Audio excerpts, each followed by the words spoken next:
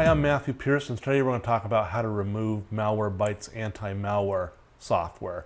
Now, Malwarebytes Anti-Malware is a really good anti-malware piece of software. So if you're thinking the name sounds kind of hackerish, it does, but it's not a piece of malware or a virus or anything. It's just a really good application. But if you do want to get rid of it, it's very simple to get rid of it. There's nothing tricky about it. Just go over to your Start menu, find the Malwarebytes directory,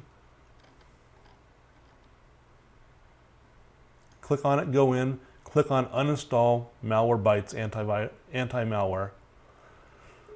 It will pop up this dialog box, say yes, go through, take the defaults, OK through. It will uninstall it from your system, and when it gets done, you'll probably want to reboot your system. Go ahead and do that, reboot it. It'll come up clean. You won't have any problems with any residual pieces of Malwarebytes anti-malware software.